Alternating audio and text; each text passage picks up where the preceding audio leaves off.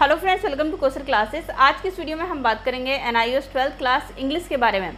यानी कि जैसे मैंने एक वीडियो में बताया था कि मैं आप सभी स्टूडेंट के लिए एक वीडियो बनाऊंगी। वीडियो बहुत बड़ी होगी, लेकिन अगर आपने बिना स्किप किए उस वीडियो को पूरा देख लिया, ध्यान से अच्छे तरीके से उस वीडियो को देख लिया, तो आप आसानी से इंग्लिश का पेपर पास कर सकते हैं। अगर आपने इस वीडियो को पूरा एंड तक देखा सही तरीके से, तो इस वीडियो को देखने के बाद आप आसानी से अपने इंग्लिश के पेपर में पास हो जाएंगे। तो फ्रेंड्स, वीडियो देखने के बाद में अगर आपके फिर भी कोई डाउट रह जाते हैं तो आप मुझे कमेंट बॉक्स में बता दीजिएगा। और अगर आप NIOS के स्टूडेंट हैं तो इस चैनल को जरूर सब्सक्राइब कर लें, क्योंकि इस चैनल पे आपको सिर्फ इंपॉर्टेंट क्वेश्चन ही नहीं, हर एक NIOS का अपडेट प्लस NIOS का हर एक important question, TMA practical file, हर एक चीज़ की वीडियो आपको इस चैनल पर मिल जाएंगी। तो चैनल को जरूर सब्सक्राइब कर लें। और साथ ही साथ मुझे नेक्स्ट कौन से सब्जेक्ट के आप इस तरीके की वीडियो चाहते हैं वो मुझे आप कमेंट में जरूर बताइएगा। तो चलिए वीडियो स्टार्ट कर लेते हैं। मान लीजिए आपके पास बुक्स नहीं आई और आपने गाइड्स भी परचेस नहीं करी है, ऐसे में भी आप किस तरीके से प्रिपरेशन करें जिससे कि आप आसानी से इंग्लिश के पेपर को पास कर जाएं।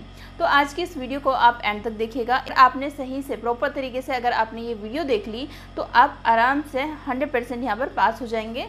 थोड़ी सी स्टडी आपको करनी पड़ेगी, बिना पढ़े बच्चा पास हो जाएगा। तो मैं यहाँ पर आपको बताने वाली हूँ, उनके लिए आपको किसी बुक की ज़रूरत नहीं पड़ेगी। आप आसानी से क्वेश्चन पेपर की प्रैक्टिस करके भी आप पास हो सकते हैं। यहाँ पर सबसे पहले हम देखेंगे कि हमारा जो क्वेश्चन पेपर होता है NIOS 12th क्लास इंग्लिश का, वो कैसा आता है। यहाँ पर ये जो क्वेश्चन पेपर है ये 2019 का क्वेश्चन पेपर है, और ये आपके पास मेरे पास अभी 2021 का क्वेश्चन पेपर है, यानी कि 2021 जैन फेब में जो एग्ज़ाम हुए थे उसका ये क्वेश्चन पेपर है। और क्वेश्चन पेपर का क्या पैटर्न है वो देख लेते हैं।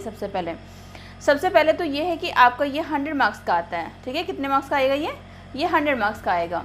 उसके बाद में अगर आप देखेंगे तो इंग्लिश का जो क्वेश्चन पेपर है वो आपका 3 आवर्स का होता है, यानी कि 3 घंटे आपको मिलते हैं इंग्लिश के क्वेश्चन पेपर को करने के लिए। सबसे पहले ऊपर आपको दिया हुआ है, यहाँ पर आपको दिए हुए हैं सेक्शन A एंड B। ठीक है, तो दोनों सेक्शन में से A सेक्शन जो है वो कंपलसरी है, यानी कि जो सेक्शन A है, ये पूरा सेक्शन A जहाँ तक जा रहा है वो पूरा कम्प्लीटली आपको करना है। सेक्शन B जो है उसमें से आपको 2 ऑप्शन दिए होंगे, उससे कोई आपको एक करना होगा। ठीक है, तो चलिए सबसे पहले हम यहाँ पर देख लेते हैं क्वेश्चन पेपर में सेक्शन A। जब आप आंसर दोगे इसका, मान लीजिए कि आपका क्वेश्चन पेपर आपके सामने इस तरीके से आ गया, तो जब आप आंसर शीट पर क्या लिखोगे, सबसे पहले आपको यहाँ पर लिखना होगा। देखिए मैंने यहाँ पर फ्रंट पेजेस का हटा दिया है, जो 2021 वाला क्वेश्चन पेपर है, लेकिन 2019 वाले क्वेश्चन पेपर में कुछ ऐसा पेपर मिलेगा। ठीक है, तो सबसे पहले आपको यहाँ पर अपना इनरोलमेंट नंबर फिल करना होगा। ये आप देख सकते हैं, यहाँ पर इनरोलमेंट नंबर फिल करना है। देन उसके बाद में डे एंड डेट लिखनी है एग्जामिनेशन की। एग्जामिनर आपको बता ही देंगे क्या क्या कैसे कैसे करना है, आंसर शीट पर आपको क्या क्या लिखना है। ठीक है, चलिए सबसे पहले अगर बात करें तो क्वेश्चन नंबर 1 की। क्वेश्चन नंबर 1 सबसे पहले अगर हम स्टार्ट करेंगे सेक्शन A। अगर मान लीजिए आपको सेक्शन A में क्वेश्चन आंसर आ रहे हैं पहले, तो आपको सेक्शन A स्टार्ट करना है। तो आप आंसर शीट में ऊपर लिख सकते हैं सेक्शन A। जस्ट एग्जाम्पल मान लेते हैं कि आपको जो है वो सेक्शन A स्टार्ट करना है, तो आप यहाँ पर लिख सकते हो सेक्शन A। ठीक है, सेक्शन A कर लिख के देन उसके बाद में आप लिख सकते हो आंसर नंबर 1। आंसर नंबर 1 यानी कि आपका ये क्वेश्चन है, क्वेश्चन नंबर 1 का आंसर नंबर 1। और इसमें भी आपको A और B पार्ट दिए होंगे, तो आपको यहाँ पर लिखना होगा। मान लीजिए आप A पार्ट सॉल्व करें तो A इस तरीके से लिख के अपना आंसर लिखने वहाँ पर स्टार्ट कर दीजिएगा। तो ये तो इस तरीके से आपको इसकी शुरुआत करनी है। अब हम बात कर लेते हैं हमारा क्वेश्चन पेपर जो है वो किस तरीके का आएगा। तो सबसे पहले आपको यहाँ पर देख सकते हैं सेक्शन A के अंदर एक्सट्रैक्ट क्या होता है, वो आपकी बुक का कुछ पार्ट होता है, यानी कि पूरी स्टोरी से कुछ पार्ट, ठीक है, कुछ एक्सट्रैक्ट जो है कुछ पार्ट वहाँ से लिया है। एंड देन उसके बाद में यहाँ से आपसे इसी पार्ट में से कुछ क्वेश्चंस पूछ लिए हैं। ठीक है, तो आपको क्या करना होगा, इसी में से आपको इन वाले क्वेश्चंस के आंसर फाइंड आउट करने हैं। याद रहे, आपको कहीं कुछ ऐसा नहीं है कि आपको लर्न करने की ज़रूरत है क्वेश्चन आंसर, या फिर आपको मतलब अलग से अपनी तरफ से कुछ बनाने की ज़रूरत है। नहीं, आपको इसी के अंदर आंसर गिवन है, आपको इनके आंसर इसमें से देने हैं। अभी हम यहाँ पर सॉल्व क्वेश्चन पेपर भी देखेंगे ताकि आप आसानी से इसको सॉल्व कर पाएँ। ठीक है, तो वीडियो में एंड तक बने रहिएगा। इसका होता है फर्स्ट क्वेश्चन हो गया आपका 4 मार्क्स का। ठीक है, अब यहाँ पर आपसे ऑप्शन दिया हुआ है, ये देखिए 2 एक्सट्रैक्ट गिवन है। A ऑप्शन, सबसे पहले आपको फर्स्ट क्वेश्चन का A गिवन है, और A में भी आपको 2 ऑप्शन दिए हुए हैं। आपकी मर्जी है, आप इस वाले को अटेम्प्ट करिए या फिर इस वाले को करिए। ठीक है, वो आपके ऊपर डिपेंड करता है, जो आपको ईजी लगे आप उसको कर सकते हैं। तो यहाँ पर उसके बाद में हमारा बी पार्ट भी आपको सोल्व करना होगा। ऐसे नहीं कि बी पार्ट आप सोल्व ना करें। में अगेन आपका जो बी है, बी पार्ट में आपको ऑप्शन 2 दिए हुए हैं, यहाँ पर भी आप देख सकते हैं। बी में भी और करके आपको ऑप्शन दिए हुए हैं, आपकी मर्जी, आप इस वाले को अटेम्प्ट कर लीजिए या फिर इस वाले को कर लीजिए। ठीक है, वो आपकी चॉइस है, जो आपको ईजी लगे, जो सा भी आपको उसका आंसर आ रहा है, आसानी से मिल जा रहा है, वो आप उसको स्टार्ट कर दीजिए। उससे पहले आप उसको थोड़ा सा रीड कर लीजिएगा कि कौन सा आपके लिए ईजी है। ठीक है, ये भी आपका 4 मार्क्स का रहेगा, यानी कि 8 मार्क्स का आपका पेपर यहाँ पर आ गया। और याद रहे कि अगर आपने कुछ भी नहीं पढ़ा, आपने सिर्फ प्रीवियस ईयर के क्वेश्चन पेपर से इस तरीके से प्रैक्टिस कर ली कि किस तरीके से आपको एक्सटेट को सॉल्व करना होता है, आपने कुछ स्टोरी पढ़ी हुई है, स्टोरी में आपको पता है कौन से चैप्टर से, मतलब कौन से चैप्टर की क्या स्टोरी है, बहुत आसानी से आप इनका आंसर दे पाएंगे। उसके बाद में हम आ जाते हैं हमारे क्वेश्चन नंबर 2 पे, और क्वेश्चन नंबर जो 2 है हमारा, वो हमें मिलते हैं 6 मार्क्स के। ठीक है, 6 मार्क्स में आपको 3 क्वेश्चन गिवन है, यानी कि आपको कोई 3 आंसर करने हैं। 30 to 40 वर्ड्स में आपको 3 क्वेश्चंस के आंसर देने हैं। यहाँ पर आपको 4 क्वेश्चन गिवन है, यहाँ पर आपको चैप्टर के नाम भी गिवन है। अब मैंने जो भी स्टूडेंट को, जो मैंने वीडियो बनाई थी, मैंने वहाँ पर बताया था कि मैं लिटरेचर पार्ट से कुछ भी नहीं बताऊंगी, लिटरेचर पार्ट्स के इंपॉर्टेंट क्वेश्चन करने की जरूरत ही नहीं पड़ेगी। मैं इसमें आपको ये नहीं कराऊंगी क्योंकि इसकी जरूरत भी नहीं पड़ेगी, उससे अलग भी आप आराम से 60 to 70% ला सकते हैं। ठीक है, चलिए अब उसके बाद में 3rd क्वेश्चन भी हमसे लिटरेचर पार्ट से पूछा गया है, और यहाँ पर भी आपसे क्वेश्चन आंसर। अब यहाँ पर 6 मार्क्स में कोई एक क्वेश्चन का आंसर आपको देना है, इन दोनों में से कोई एक क्वेश्चन का आंसर आपको 60 वर्ड में देना है। अगर आपने स्टोरी पढ़ी हुई है, आपकी इंग्लिश इतनी अच्छी है कि आप उसका आंसर बना भी सकते हैं, तो आप इसको बिल्कुल भी स्किप मत करिएगा, आप इसको कर सकते हैं। लेकिन जिन बच्चों ने पढ़ाई नहीं करी, लाइक जिनके पास बुक्स नहीं आई हैं, या फिर जो बच्चे अपने गाइड्स वगैरह भी परचेज नहीं कर पाए, स्टडी नहीं कर पाए, अभी तक स्टडी नहीं कर पाए, तो वो बच्चे इस वीडियो को एंड तक देखते रहिए, आपको ये लर्न करने की जरूरत नहीं पड़ेगी। ठीक है, देन उसके बाद में फिर हमें एक एक्सट्रैक्ट गिवन है, और यहाँ पर ये जो है वो हमारी बुक से बाहर से होता है, एक आपको गिवन होता है, यहाँ पर आपको इसको रीड करके इसके आंसर देने होते हैं। ये आपका 5 मार्क्स का होता है, वो आपकी चॉइस है कि आप इसको करना चाहते हैं। अगर आपकी इंग्लिश इतनी अच्छी है कि आप इसका आंसर दे सकते हैं तो आप इसको जरूर करके आएँ, अदरवाइज़ आप इसको स्किप कर सकते हैं। अदरवाइज़ नहीं भी करेंगे तो भी आप जो है आगे मैं आपको बताने वाली हूँ कि किस तरीके से आपको ये पास करना है। ठीक है, चलिए यहाँ पर भी आपको ऑप्शन दिया हुआ है, दोनों में से कोई एक आपको चूज़ करना होता है, और ये आपका 5 मार्क्स में आ जाता है। अब हम आ जाते हैं वीडियो के बहुत इंपॉर्टेंट पार्ट पे, और वो ये है कि पैसेज। स्टूडेंट को मार्क्स मिलते हैं, वो सबसे ज़्यादा मार्क्स मिलते हैं पैसेज से। ठीक है, पैसेज जो होते हैं वो आपको दिए होते हैं, यहाँ पर देख सकते हैं आप, 8 मार्क्स का एक पैसेज ये गिवन है आपको, और सेम वे में 6 वाला भी 8 मार्क्स का आपको पैसेज गिवन है। 8 2 16, यानी कि 16 मार्क्स आपको जो है पैसेज के, और पैसेज कितना ईजी कि आपको आंसर इसी से मिल जाएंगे। जस्ट एग्जांपल, आपको इसको रीड आउट करना है, इसको पूरे को रीड करना है, रीड करने के बाद में इनके आंसर आपको इसी के अंदर से मिल जाएंगे। कोई आपको लर्न करने की ज़रूरत नहीं है, ना ही किसी बुक की, ना ही किसी चीज़ की ज़रूरत नहीं पड़ेगी। आपने अगर थोड़ा सा ध्यान से इसको पढ़ा तो इसमें से ही इस क्वेश्चन को पूछा गया है। अभी मैं यहाँ पर आपको कराऊंगी भी सॉल्व क्वेश्चन पेपर, तो आप देखिएगा कितना आसान, मतलब कितने आसानी से आप इसको कर पाएंगे। ठीक है, तो अब हमें क्या करना है, इसमें से ही इसके आंसर देने, और ये कितने मार्क्स का है, 8 मार्क्स का। एक क्वेश्चन के मार्क्स आपको मिलेंगे 2 मार्क्स, यानी कि एक आंसर करेक्ट करने पर आपको 2 मार्क्स मिलेंगे। और याद रहेगा कि इंग्लिश के पेपर में ऐसा भी नहीं है, काफ़ी बच्चे बहुत डर जाते हैं कि मैम इंग्लिश हमारी ग्रामर अच्छी नहीं है, तो इतना भी एग्जामिनर ध्यान से चेक नहीं करने वाले कॉपी कि आपकी ग्रामर मिस्टेक को चेक करें कि एक मतलब ग्रामर मिस्टेक इसने करेक्ट की है नहीं की है। सबसे पहले तो देखेंगे कि आपने पेपर में कुछ लिखा भी है नहीं लिखा है, तो पेपर तो बिल्कुल खाली मत छोड़िएगा, आपको पूरा पेपर कर कर आना है। पूरा पेपर में कुछ भी आपके मन में जो भी थॉट्स आ रहे हैं, जो क्वेश्चन पेपर से रिलेटेड आपके मन में आंसर आ रहा है, आप उसको जरूर लिख कर आइएगा। ठीक है, पेपर खाली नहीं छोड़ना आपको, साथ ही साथ इसमें से भी आप आंसर बना के लिख कर आइएगा। ठीक है, तो पेपर आपको खाली नहीं छोड़ना है, पहली बात तो ये है। एंड सेकेंड ये कि इसके आंसर आपको इसमें आसानी से मिल जाएंगे। अब थोड़ी सी प्रैक्टिस हमें करनी पड़ेगी, और मैं आपको बताऊँगी कैसे कैसे क्या करना है। ठीक है, 6 क्वेश्चन हमारा अगेन वही है, आपको पैसेज गिवन है, एंड पैसेज में से कुछ आपसे क्वेश्चन आंसर पूछे गए हैं, तो उनके आपको क्या करने हैं, आंसर करने हैं। देन हम आ जाते हैं यहाँ पर हमारे क्वेश्चन नंबर 7 पे, एंड क्वेश्चन नंबर जो 7 है हमारा, ये तो बहुत ही इजी क्वेश्चन है। इसमें क्या करना होगा कि आपको एक पैसेज गिवन है, आपको इसको रीड करना है, एंड ये फिल इन द ब्लैंक्स। अब फिल इन द ब्लैंक्स तो छोटी क्लास का बच्चा भी आराम से फिल कर सकता है, आपको इसमें से ही ये फिल करना है। ठीक है, आराम से इसको आप फिल कर सकते हैं। ये भी आपका कितने मार्क्स का है, 4 मार्क्स का है। उसके बाद में आपको जो है वो एक क्वेश्चन नंबर 8 आपको गिवन है, read the passage given below and make a summary in about 100 words. मान लीजिए आपको ये यहाँ पर एक पैसेज गिवन है, और मान लेते हैं ये 300 वर्ड्स में है, तो आपको इसे 100 वर्ड्स की समरी बनानी है। मतलब ये है कि इसमें जो एग्जांपल्स दिए हुए हैं, इधर उधर की जो बातें की गई हैं, उनको अलग हटा दीजिए। आपको बस मेन टॉपिक इसको पढ़ना है, इसमें किस टॉपिक पे बात की गई है, वो मेन टॉपिक आपको जो है वो 100 वर्ड्स में लिख देना है। तो इसमें से ही आपको इसका आंसर देना है। ये भी आपका कितने मार्क्स का है, 5 मार्क्स का है।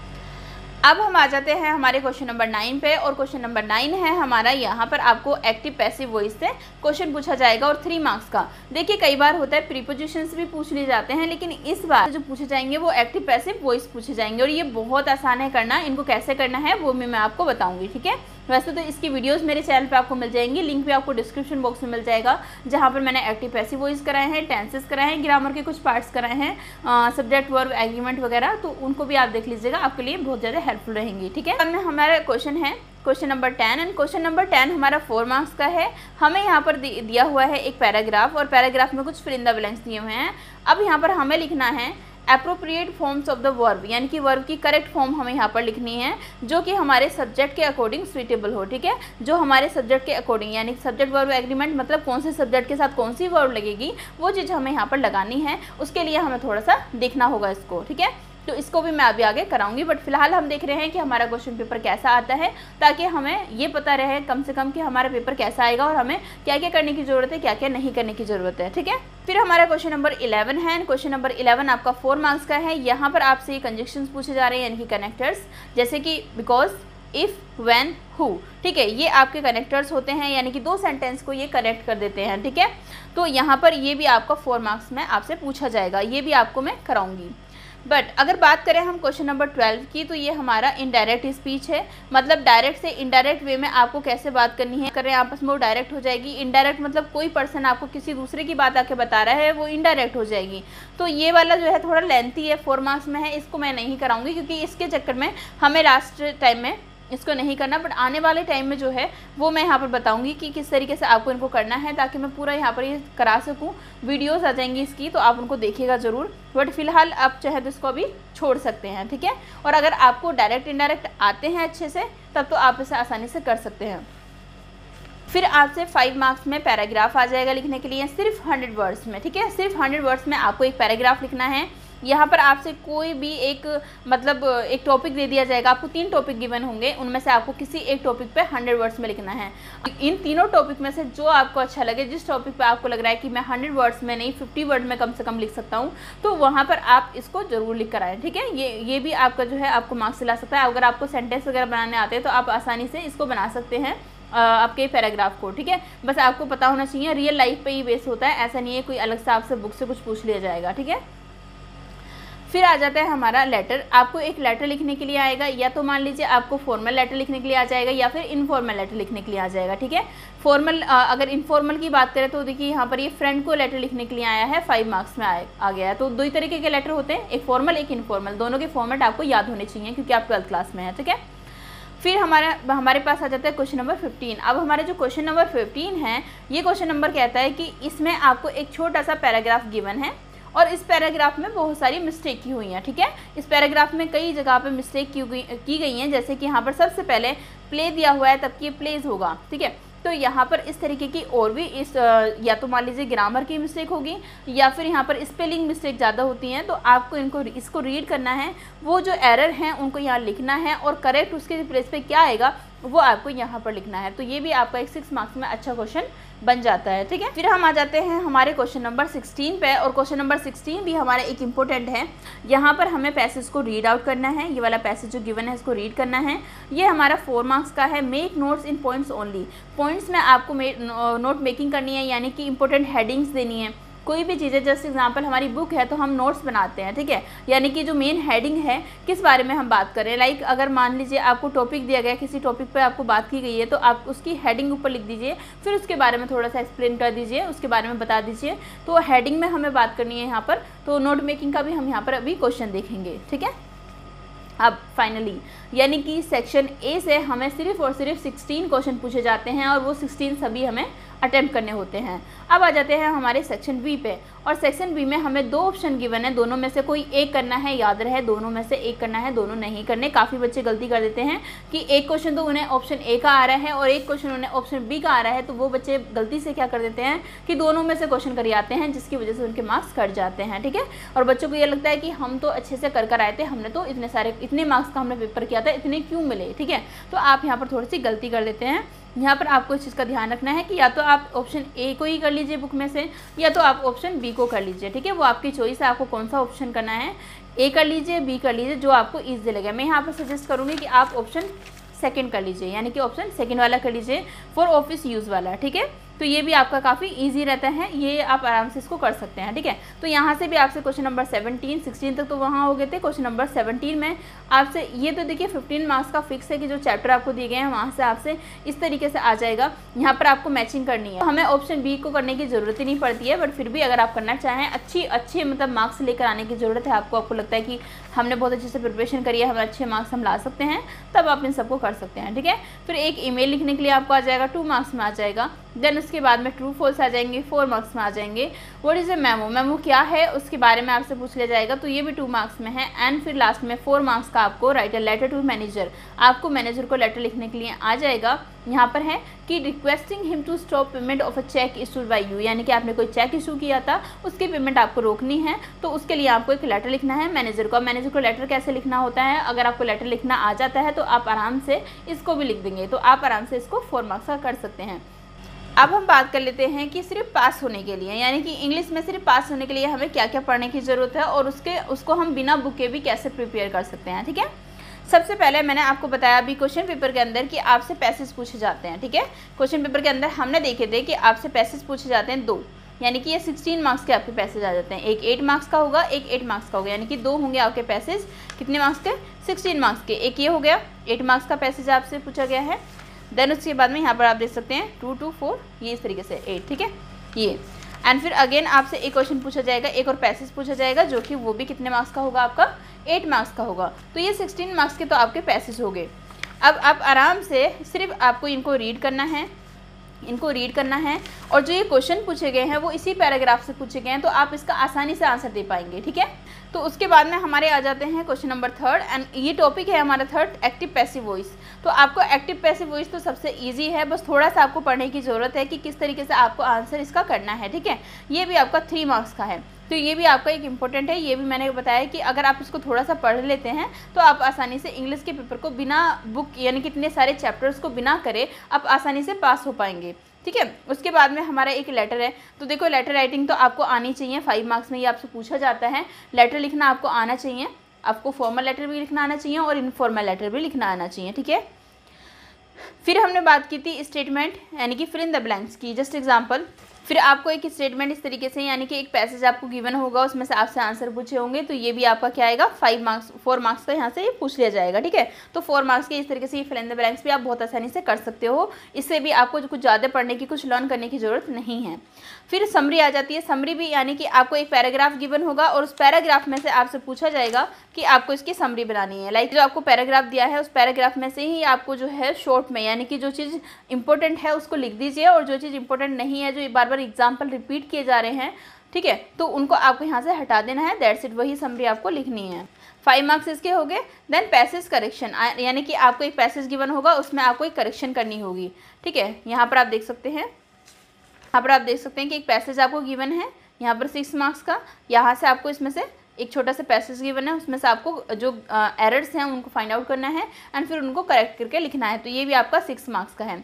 एक्सट्रैक्ट हमने बात करी स्टार्टिंग में ही कि 8 मार्क्स के आपके एक्सट्रैक्ट पूछे जाएंगे, तो ये आपको करने हैं। अब एक्सट्रैक्ट जो है वो आपके बुक से पूछे जाएंगे, और एक्सट्रैक्ट भी आपके इसी तरीके से होते हैं, लाइक पैसेज टाइप के, कि आपकी बुक से छोटा सा एक पार्ट लिया, वहाँ से आपसे क्वेश्चन पूछ लिए, मतलब ये जानने के लिए कि क्या सच में आपने बुक पढ़ी भी है या नहीं पढ़ी है। अब ये कहीं से भी पूछा जा सकता है, अगर आपने उसको रीड किया हुआ है, सिर्फ रीड, मैंने बताया था आपको सिर्फ आपको बुक को रीड करना है, आपको कुछ क्वेश्चन आंसर लर्न नहीं करने, तो आप आसानी से जो है वो इसमें पास हो जाएंगे। तो अब आप इसमें 8 मार्क्स के आपके ये 2 हो जाएंगे, एक्सट्रैक्ट हो जाएंगे, यानी कि 51 मार्क्स, ठीक है।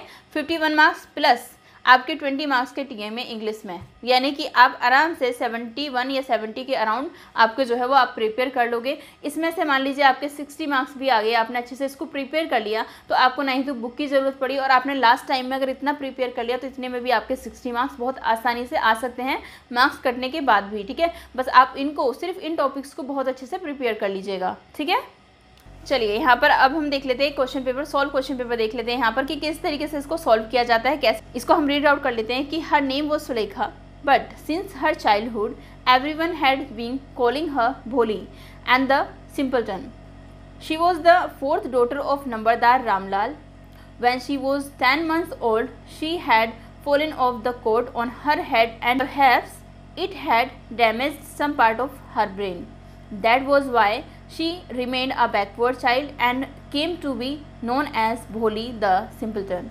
अब यहाँ पर सबसे पहले तो सुलेखा नाम की एक बच्ची होती है, ठीक है। उसको बचपन से हर कोई बुलाता था भोली, यानी कि भोली मतलब एक अनाड़ी बच्चा जिसको कुछ ज़्यादा जानकारी नहीं होती, सिंपल मतलब अनाड़ी, ठीक है। उसके पापा का नाम, जो उसके फादर का नाम था वो था नंबरदार रामलाल, ठीक है। उनके ये 4th डॉटर थी, ठीक है। जब वो 10 महीने की थी तब वो चारपाई से गिर गई थी, ठीक है। वो चारपाई से गिर गई थी सर के बल, ठीक है। तो उससे क्या हुआ कि उसका जो ब्रेन था उसका कुछ पार्ट डैमेज हो गया, जिसकी वजह से वो जो है एक बैकवर्ड चाइल्ड रह गई, यानी कि एक तरीके से अपनी उम्र के साथ बहुत सारे बच्चे जो होते हैं जब ग्रो होते हैं तो उनमें एक अपने आप ही बहुत सारी नॉलेज गेन होने लगती है, बहुत सारी चीज़ों की जानकारी हो जाती है, वो समझदार हो जाते हैं। बट उसके साथ ऐसा नहीं था, वो बच्ची थोड़ी सी बैकवर्ड रह गई, बहुत ज़्यादा, मतलब एक तरीके से कहते हैं भोली रह गई, ठीक है। तो इसलिए उसको भोली बुलाया जाता था। तो यहाँ पर उसको कहा जाता था अनाड़ी, ठीक है। तो उसका नाम दे दिया था भोली। अब इसी में से ये टॉपिक आपने, सिंपल सी बात है, अगर आपने, मैंने जैसे कहा था कि आप बुक रीड कर लीजिएगा, अगर आपने उस चैप्टर को पढ़ा है तो आई होप कि आप बहुत अच्छी तरीके से इसकी स्टोरी आपको पता होगी कि इस स्टोरी में क्या क्या हुआ था, ठीक है। तो आपको अभी तो ये इस वाली स्टोरी का ये पार्ट दे दिया, यहाँ से मैं आपको क्वेश्चन सॉल्व करा रही हूँ, बट हो सकता है आपको दूसरी किसी और स्टोरी से ऐसे ही टॉपिक दे दिया जाए, बट आएगा ऐसे ही टॉपिक। सबसे पहला क्वेश्चन है कि what happened to Sulekha when she was only 10 months old, यानी कि सुलेखा के साथ क्या हुआ था जब वो 10 महीने की थी। अब आपको आंसर तो पता ही चल जाएगा यहाँ से कि सुलेखा के साथ क्या हुआ था जब वो 10 महीने की थी। तो आप यहाँ पर देख सकते हैं कि इसका आंसर है कि she had fallen off the cot on her head, यानी कि वो अपने क्वेश्चन के अंदर से ही आंसर बना सकते हैं। मान लीजिए डायरेक्टली आपको यहाँ से आंसर बनाना नहीं भी आ रहा है, तब भी आप यहाँ से स्टार्टिंग कर सकते हैं।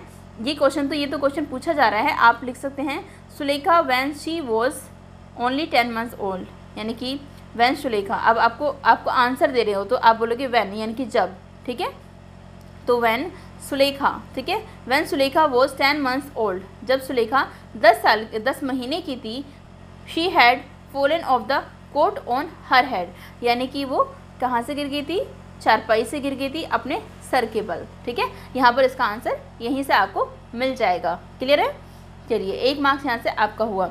उसके बाद में हमसे सेकंड क्वेश्चन पूछा गया है कि how did the accident affect her life, यानी कि उस एक्सीडेंट ने भोली की लाइफ को किस तरीके से अफेक्ट किया, यानी कि उसका क्या प्रभाव पड़ा उसकी लाइफ में। तो यहाँ पर उसका आंसर है कि perhaps the accident damage some part of Bholi's brain. Bholi's brain या हर ब्रेन एक ही बात है, ठीक है। यहाँ पर आप लिख सकते हो कि परहैप्स, आंसर देखो यहीं से है, perhaps it had damage some part of her brain या भोलीज ब्रेन, ठीक है, एक ही बात है, भोली का ब्रेन या फिर हर, ठीक है। आप इस तरीके से यहाँ से इसका आंसर लिख सकते हो, ठीक है। देन उसके बाद में हम बात कर लेते हैं हमारे थर्ड क्वेश्चन की। एंड थर्ड क्वेश्चन पूछा गया है कि why was Sulekha called Bholi by everyone, क्यों सुलेखा को भोली बुलाया जाता था हर किसी के द्वारा। तो इसका आंसर यहाँ पर होगा क्यों बुलाया जाता था, बिकॉज, हम यहाँ पर लिख सकते हैं बिकॉज, ठीक है। या तो आप बिकॉज लिख के स्टार्ट कर सकते हैं या आप लिख सकते हैं Sulekha was called Bholi by everyone. जैसे इन्होंने यहाँ पर स्टार्टिंग में लिख रखा है, अपनी तरह से ऐड कर दिया है कि Sulekha was called Bholi by everyone, जैसे कि क्वेश्चन में से ही बना दिया है। एक हम होता है ना क्वेश्चन से स्टार्टिंग कर देते कि उसको ऐसे इसलिए बुलाया जाता है, ठीक है। तो Sulekha was called Bholi by everyone because she remained a backward child, क्योंकि वो एक बैकवर्ड चाइल्ड रह गई थी, ठीक है। अब यहाँ तक तो हो गए हमारे 3 क्वेश्चन। अब 4th क्वेश्चन हमसे कुछ इस टाइप का पूछा जाएगा, pick out words from the given extract which are similar in the meaning. Similar मतलब सेम मीनिंग रखते हो, यानी कि डेवलपिंग स्लोली, मतलब जो जहाँ पर क्या होता है कि स्लोली डेवलपमेंट होता है, मतलब बच्चा जो है वो ग्रो तो कर रहा होता है बट स्लोली, यानी कि उसके अंदर जो एक तरीके से कहते हैं समझदारी जो होती है वो बहुत देर से आती है, इस तरीके से भी आप इसको समझ सकते हैं, ठीक है। तो डेवलपिंग स्लोली का मतलब है बैकवर्ड, ठीक है, बैकवर्ड जो है इसका मीनिंग होगा, तो यहाँ पर हमने बैकवर्ड लिख लिया। अब यहाँ पर दूसरा है a person who is not very intelligent, जो पर्सन बहुत ज़्यादा इंटेलिजेंट नहीं होता उसको हम बोलते हैं सिंपलटन, यानी कि अनाड़ी, ठीक। तो इसके ये सिमिलर मीनिंग है। इस तरीके से आपको जो है वो इसी के अंदर से, अब आप खुद देख सकते हैं कि आंसर आपको कहाँ से मिले, इसमें मिले, इसी से मिले हैं आपको आंसर, ठीक है। कहीं से ऐसा तो नहीं मैंने बाहर से बनाए हैं, इसी के अंदर से आपको इसके आंसर्स मिल गए हैं, ठीक है। एंड सेकेंड थिंग ये है कि आपने बुक को अगर रीड किया है सही तरीके से, आपको स्टोरी पता है, तो आप 100% बहुत अच्छे मार्क्स से पास हो जाएंगे इंग्लिश के पेपर में। बस देखो थोड़ी सी प्रैक्टिस तो करनी पड़ेगी। अगर बच्चे ये सोचे कि बिल्कुल पढ़ाई ही ना करें और मतलब अच्छे मार्क्स आ जाए, तो देखो वो पॉसिबल नहीं होता। बच्चों थोड़ी तो स्टडी आपको करनी पड़ेगी, ठीक है। बट यहाँ पर मैंने अपनी तरफ से पूरी कोशिश करी है कि आपको मैं सही तरीके से बता पाऊँ कि आप कितना पढ़ के भी आसानी से पास हो सकते हैं, क्योंकि बहुत सारे बच्चे ऐसे हैं जिनके पास बुक्स नहीं पहुँच पाती, गाइड्स अफोर्ड नहीं कर पाते। तो ऐसे में आप अपने प्रीवियस ईयर के क्वेश्चन पेपर को लेकर उनको भी सॉल्व कर सकते हैं। साथ और भी वीडियोज़ आने वाली हैं, उसके लिए भी आप चैनल को जरूर सब्सक्राइब कर लें, बेल आइकन को प्रेस कर लें, क्योंकि बहुत सारी वीडियोज़ यहाँ पर चैनल पर आने वाली है। ठीक है, चलिए अब हमने तो फर्स्ट क्वेश्चन कर लिया, क्योंकि हमें क्वेश्चन नंबर 1 का हमें ए पार्ट करना था। ठीक है, ए का ऑप्शन ए का हमें एक तो ये दिया हुआ है और करके दूसरा भी दिया हुआ है।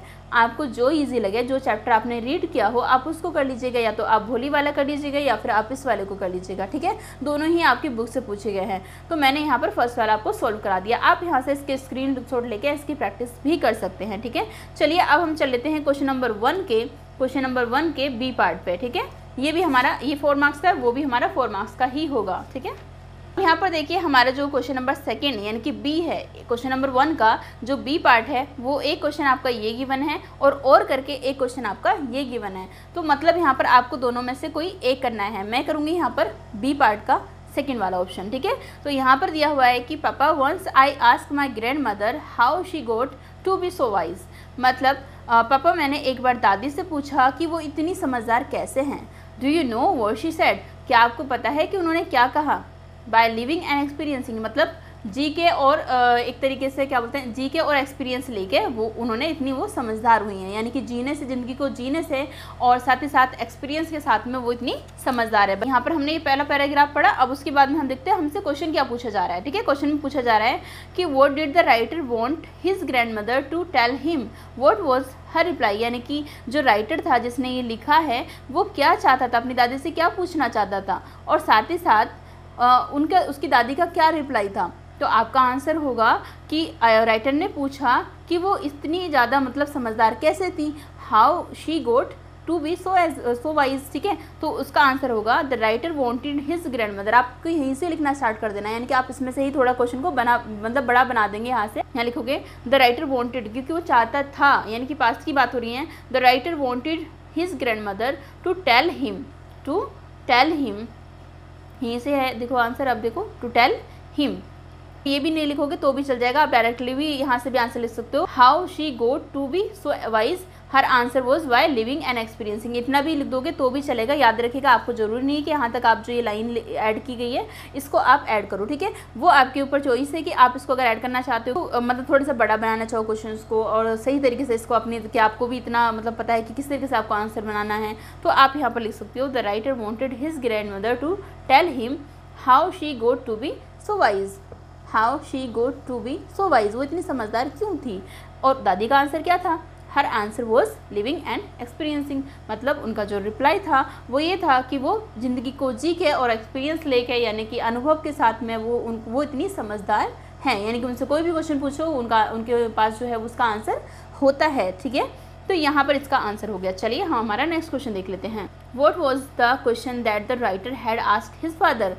उसने अपने फादर से क्या क्वेश्चन पूछा। स्टूडेंट, जो राइटर है वो अपने फादर से क्वेश्चन कर रहा है कि आर वी लिविंग पापा, क्या हम जी रहे हैं। यानी कि जो राइटर है वो अपने पापा से पूछ रहा है लिविंग पापा, यानी कि क्या हम जी रहे हैं। और इज लाइफ बाय पासिंग अस, या फिर ज़िंदगी बस हमारे पास से गुजर रही है। ठीक है, वो ये क्वेश्चन पूछा था। तो यहाँ पर आप लिख सकते हो the writer asked the question to his father. The writer asked the question to his father, यानी कि राइटर ने अपने फादर से क्वेश्चन पूछा इफ़ दे वर लिविंग और life was passing by them, यानी कि क्या वो ज़िंदगी को जी रहे हैं या फिर वो ज़िंदगी बस उनके पास से ही गुजर रही है, सिर्फ ज़िंदगी ऐसे ही नॉर्मल गुजर रही है। तो देखो एक चीज़ तो ये है, आपको आंसर ऐसा बना सकते हो अगर आपकी थोड़ी सी भी इंग्लिश अच्छी है। और अगर आपको लगता है बहुत सारे बच्चे ऐसे होते हैं जो कि फर्स्ट टाइम मतलब NIOS में कर रहे हैं, 10th के बाद डायरेक्टली उनकी इंग्लिश अच्छी नहीं होती, तो उनके लिए भी सोल्यूशन है। आप क्या करें, आप डायरेक्टली यहाँ पर लिख दें इतना। ठीक है, आर वी लिविंग पापा और इज़ लाइफ बाय पासिंग अस, ये उसने क्वेश्चन पूछा। आप इतना भी लिख दोगे तो भी चल जाएगा। ठीक है, तो भी आपको मार्क्स मिल ही जाएगा, क्योंकि यहाँ पर इतना ग्रामेटिकली मिस्टेक चेक नहीं की जाती हैं। ठीक है, थर्ड क्वेश्चन जो है राइटर का वो ये है the writer's fear is that we are missing out on the essence of life because of the present way of learning. अब आपको इस एक्सट्रैक्ट में जो ये स्टेटमेंट दी गई है इसका आंसर आपको देना है।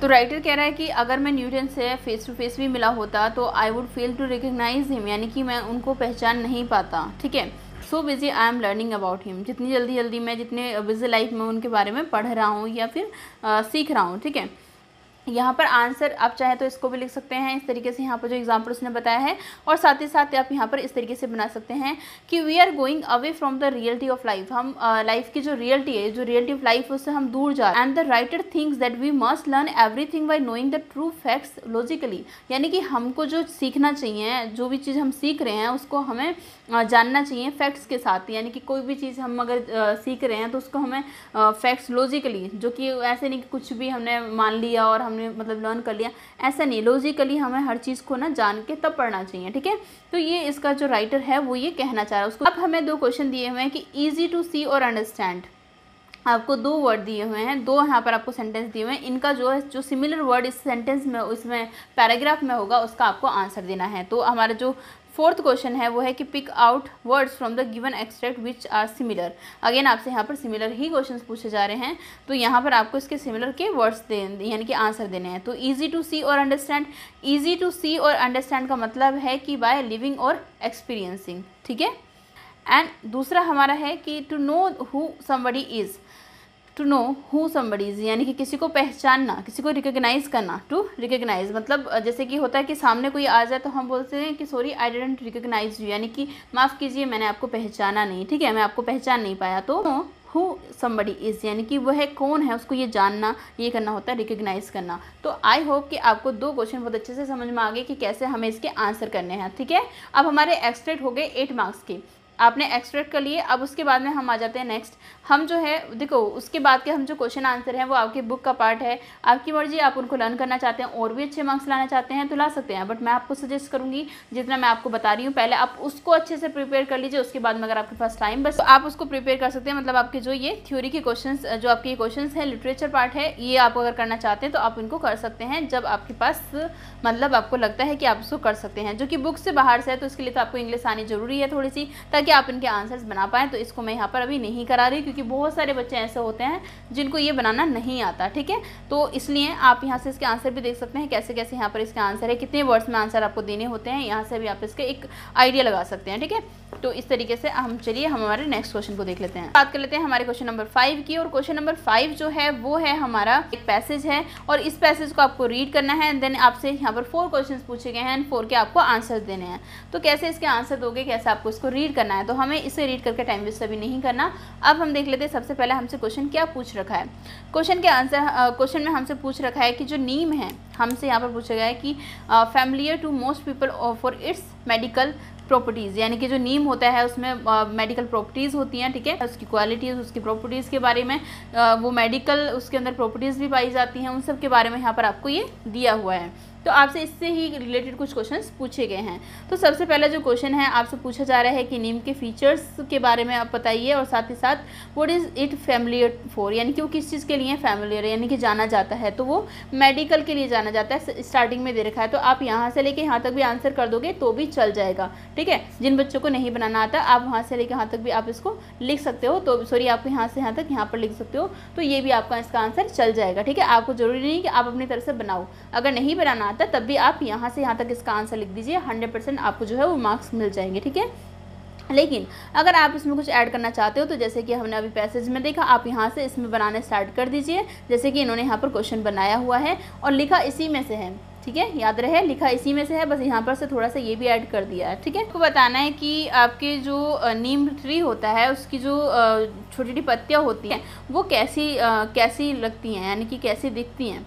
ठीक है, वो पत्तियाँ कैसी दिखती हैं और न्यू ईयर्स वाले दिन उनको क्यों खाया जाता है, यहाँ पर ये सब चीज़ बता रखी है। ठीक है, तो आपको इसका आंसर जो है वो यहाँ से मिल जाएगा। आप डायरेक्टली चाहे तो आप इसको नोट कर सकते हैं, आप इसको ऐसे भी लिखेंगे, 100% आपको ऐसे भी मार्क्स मिल जाएंगे। और यहाँ पर दी हुई है जो इसके बारे में बताया गया है वही चीज़ यहाँ पर लिख दी है। तो इसमें हमें बहुत ज़्यादा इंग्लिश की जरूरत नहीं पड़ती है, नॉर्मल हमें इसमें से ये क्वेश्चन के आंसर जो है वो फाइंड आउट करने पड़ते हैं। ठीक है, तो हमारा 3rd क्वेश्चन पूछा गया है वो कुछ इस तरीके का पूछा गया है। हमें देखना है स्केयर्ड वर्ड जो हमें यूज़ किया गया है उसके बारे में हम यहाँ पर देख लेते हैं। कहाँ पर हमें ये वर्ड दिया गया है, ये रहा some people to whom the tree is scared, उसका कैसे यूज़ करते हैं। जस्ट एग्जांपल, किसी के घर में अगर मान लीजिए जैसे कि कुछ एरिया में लगता है कि चिकन पॉक्स होने वाले हैं, चल रहे हैं, तो वो नीम की जो पत्तियाँ होती हैं, उनके जो टहनियाँ होती हैं, उनको घर के बाहर लगा देते हैं, या फिर आपके कुछ की बुरी नज़र ना लगे उसके लिए भी कुछ इस तरीके से पत्तियाँ वगैरह लगा देते हैं। तो ये सब चीज़ इस तरीके से भी इसका यूज़ किया जाता है। तो हमें जो क्वेश्चन पूछा गया है, हमें सिंपल उसका आंसर यहीं से दे देना। सिंपल आपको देखिए यहाँ पर आंसर यहाँ पर गिवन है, some people to whom the tree is scared. ठीक है, यहाँ पर ऑल्सो इसके बारे में कि कैसे कैसे इसका यूज़ करना है। डेथ अगर किसी की हो जाती है या जन्म होता है, वहाँ पर उसके वहाँ पर पास में वो रख देते हैं। ठीक है, तो यहाँ पर आप देख सकते हैं, यहाँ पर इसको इस तरीके से यहाँ पर इसका आंसर आपको बनाना है। ठीक है, आंसर आप देख सकते हैं, इसी में से पूरा बढ़ना है, हमने कोई बाहर से कुछ भी ऐड नहीं किया है। ठीक है, what are the dried leaves use for, जो ड्राइड लीव होती है, सूखी पत्ती होती हैं, उनका क्या यूज़ होता है।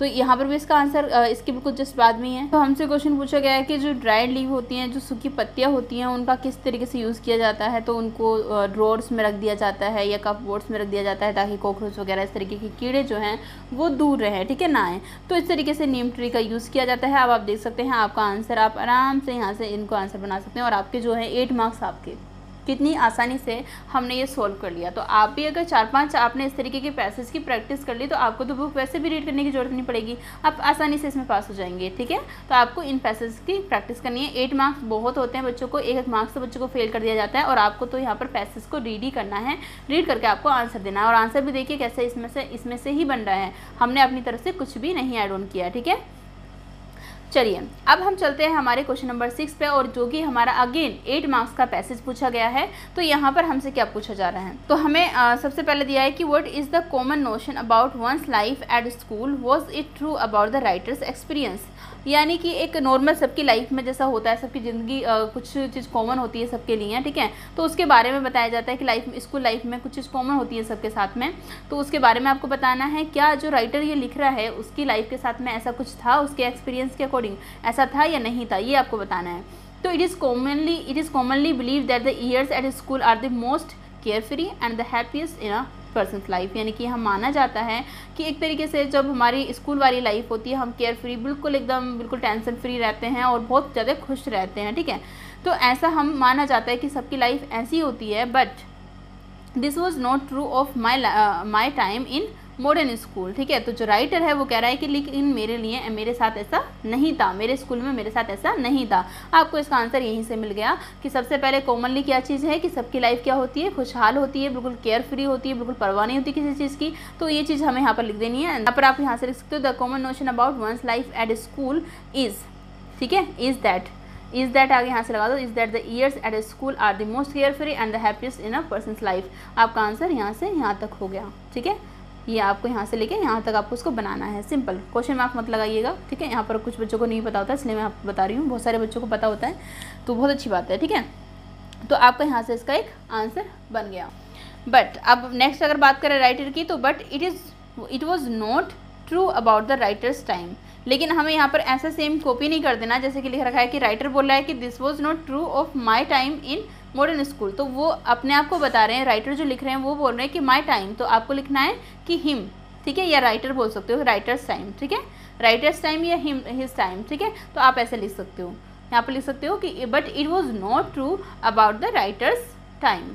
ठीक है, लेकिन ये राइटर्स के टाइम पर ट्रू नहीं था, सच नहीं था, राइटर की लाइफ ऐसी नहीं थी स्कूल में। ठीक है, चलिए यहाँ पर आपने इस तरीके से इसका आंसर दे दिया, आपके 2 मार्क्स पक्के। ठीक है, अब अगर हम बात करें हमारे क्वेश्चन नंबर 2 की, तो what was the writer in dread of. यानी कि राइटर जो था वो किस चीज़ से मतलब डरा हुआ था, क्या चीज़ थी जो उसको डराती थी, उसको परेशान करती थी। ठीक है, तो वो था, आप यहाँ पर देख सकते हैं, अब वो बोल रहा है कि मैं रहता था, डर में रहता था किसके, कमला Bose.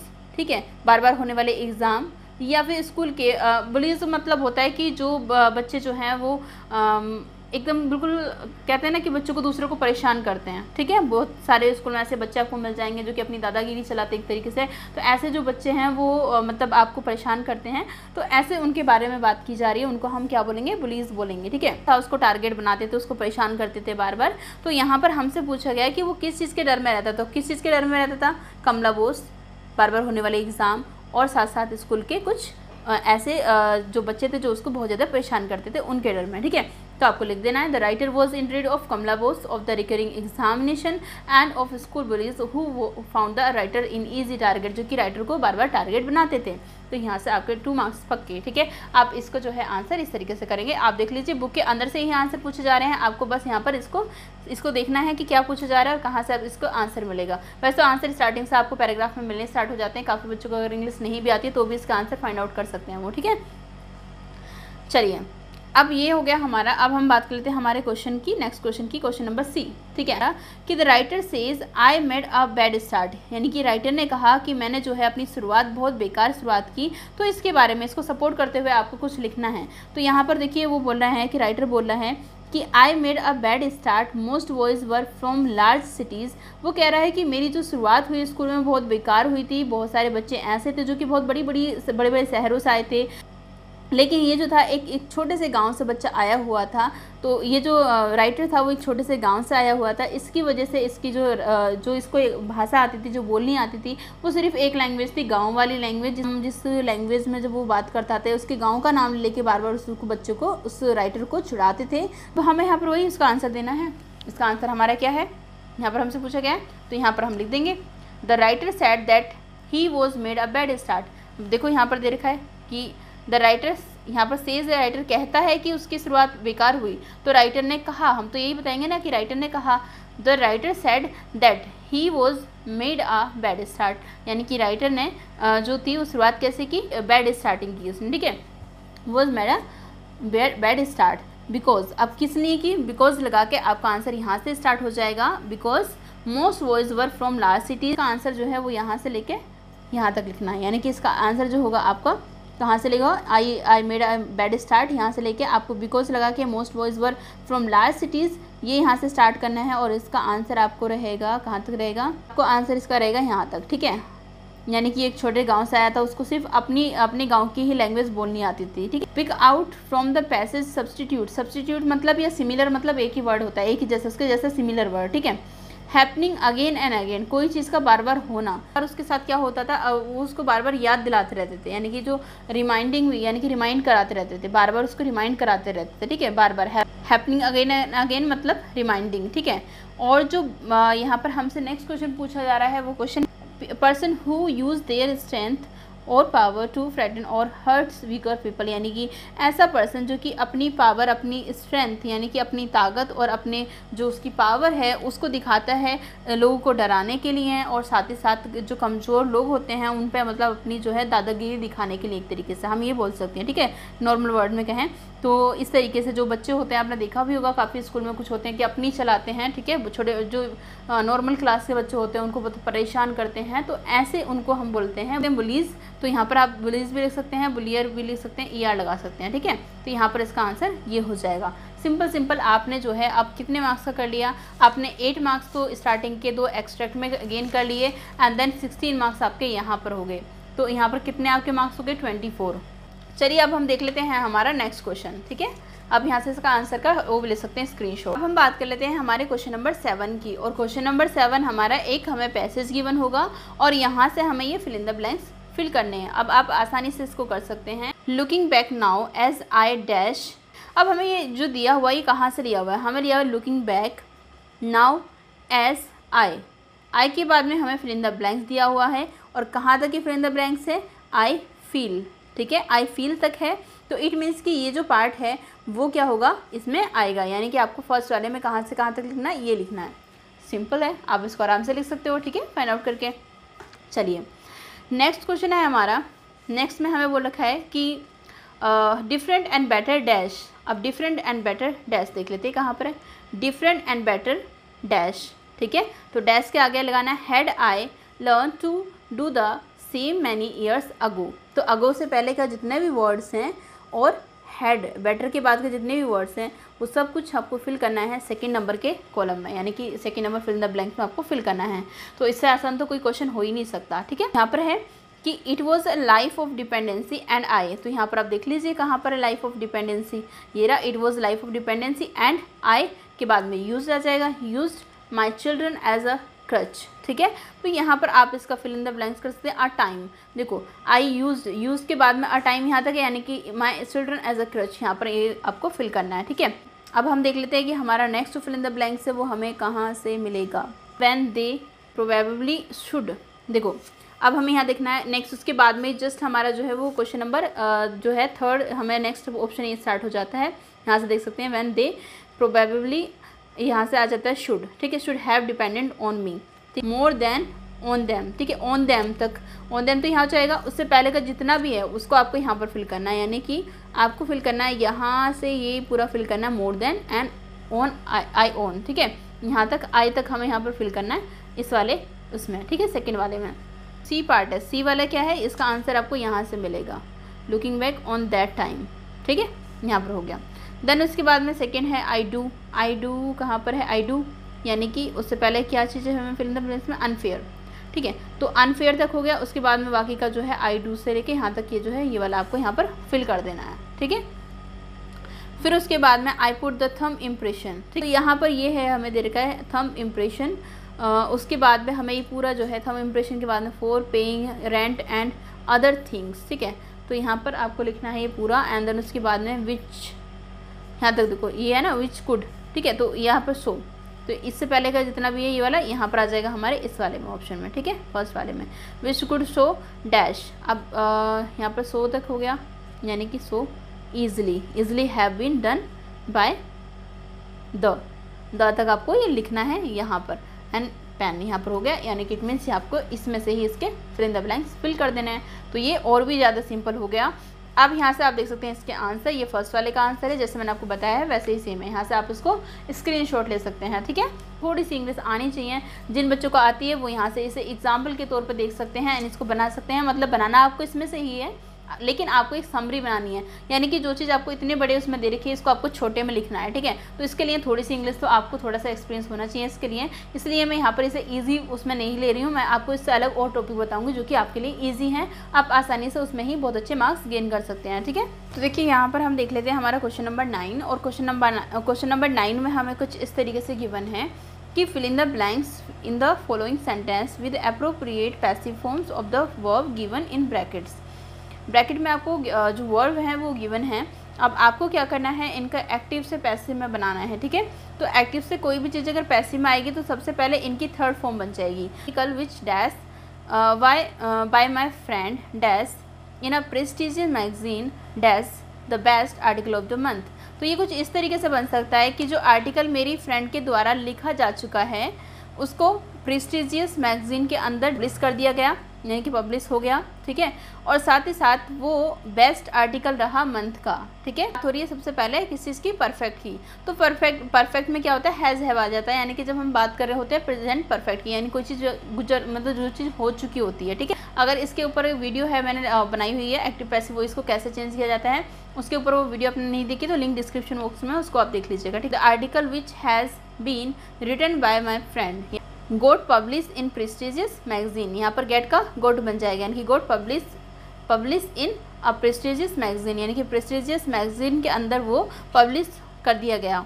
And has been declared the best article of the month, और उसको best article of the month declare किया जा चुका है, ठीक है। तो ये इस तरीके से आपको जो है उसका आंसर आपको करना है 3 मार्क्स का। कुछ ना कुछ हिंट आपको और भी यहाँ पर दिया होता है, कुछ ना कुछ आपको वॉच वर्ड वगैरह लगा हुआ दिया होता है जिससे कि आप आराम से उसको पहचान पाएँ, ठीक है। तो इसके कुछ और भी क्वेश्चंस की मैं आपको प्रैक्टिस करवाऊंगी जिससे कि आप आसानी से इनको कर पाएंगे, ठीक है। इसके ऊपर मैंने एक वीडियो बनाई हुई है, उस वीडियो को आप देख लीजिएगा, लिंक डिस्क्रिप्शन बॉक्स में है। देखिए यहाँ पर मैंने इतने सारे एग्जाम्पल लिए हैं, आप इनको क्या करें, इनके स्क्रीनशॉट ले लीजिए और आप भी इनकी प्रैक्टिस कर लीजिए, ताकि एग्जाम में आपसे 4 मार्क्स के जब सब्जेक्ट वर्ब एग्रीमेंट से पूछा जाएगा तो आप उनके आंसर आसानी से दे पाएँ, ठीक है। सबसे पहला क्वेश्चन है कि use the correct form of verb given in the bracket in the following passage, ठीक। अब यहाँ पर एक चीज़ आपको देखने वाली है कि इसके अंदर सबसे पहले तो आप हेल्पिंग वर्ब देखिए, ठीक है। हेल्पिंग वर्ब में कहीं ना कहीं तो इन्होंने हिंट दिया होगा आपको, जहाँ पर कि आपको पता चल जाएगा कि वो सेंटेंस किस बारे में, यानी कि पास्ट में बात की जा रही है, प्रेजेंट में बात की जा रही है, कॉन्टिन्यूस में बात की जा रही है, किस बारे में बात की जा रही है। अब हमें हेड से पता तो चल गया कि यहाँ पर जो है वो हेड की बात हो गई है, यानी कि ये पास्ट परफेक्ट की बात हो रही है, याद रहे पास्ट परफेक्ट की। तो हमें पास्ट परफेक्ट में हेड लगाना होता है, तो यहाँ पर हमारे क्या हो जाएगा, हेड आ जाएगा, आई हैड मेड, ठीक है, आई हैड मेड।